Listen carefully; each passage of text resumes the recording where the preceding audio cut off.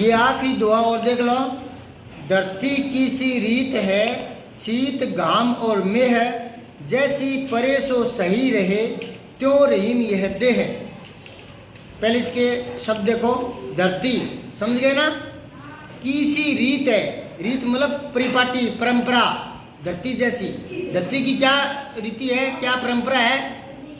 शीत घाम और मेह।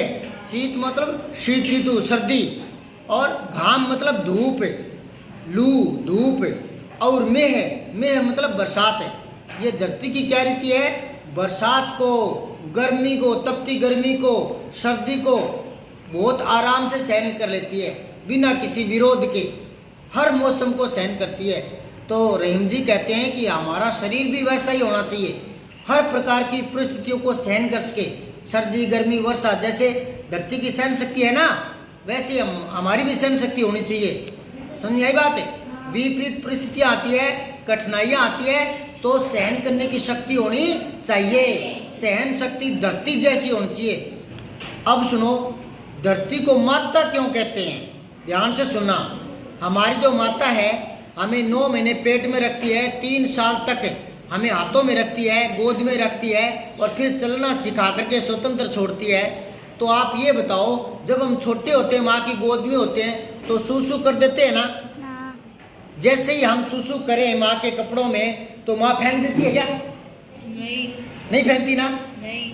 सूसू का बुरा नहीं मानती ना? नहीं। सहन कर लेती है ना? हाँ। अच्छा, सूसू को छोड़ो, हम गोद में खेल रहे होते हैं जब बिल्कुल छोटे होते हैं, पापा के, मम्मी के, भाई के, रिश्तेदार के, और हम पोटी कर देते हैं, तो माँ फेंक देती है क्या हमें? नहीं। सहन कर लेती है ना?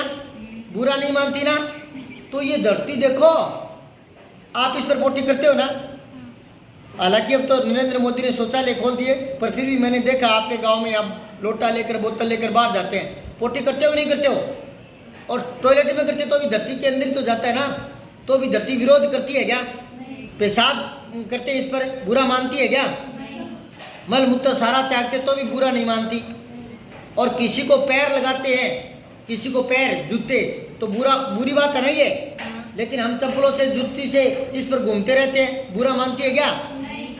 नहीं मानती ना? आप इस पर पोटी करते हो, सूसू करते हो, और ये हमें क्या देती है? फल देती है, आम देती है, केले देती है, और आप अब खेतों में आपके काकड़िए लगे हुए ना, मीठे मीठे मतीरे लगे हुए ना, तो मतीरे देती है, काकड़ी देती है कि नहीं देती? और हम क्या देते हैं इसको? मलमूत्र। तो भी ये सहन करती है ना? उतना ही सहन माँ करती है ना, हमारी पोटी पेशाब जो करते हैं वो सहन कर लेती है ना। इसलिए धरती को माता कहते हैं, और धरती जैसी सहन शक्ति होनी चाहिए। अब इस दोहे को देखो, धरती की सी रीत है, शीत घाम और मेह। कह रहा है कि धरती जो है उसकी परंपरा ये रही है कि सर्दी गर्मी और वर्षा को बिना किसी भेदभाव के बिल्कुल सहज भाव से सहन कर लेती है। जैसी परे वो सही रहे, कि जैसा भी जो पड़ता है, सर्दी पड़ती है, गर्मी पड़ती है, वो सहन कर लेती है। त्यों रहीम यह देह। तो रहीम जी कहते हैं वैसी हमारी देह है, ये भी सर्दी गर्मी सहन करती है, और इसको भी सहन शक्ति धरती जैसी इसमें भी आनी चाहिए। समझ गए दो आप?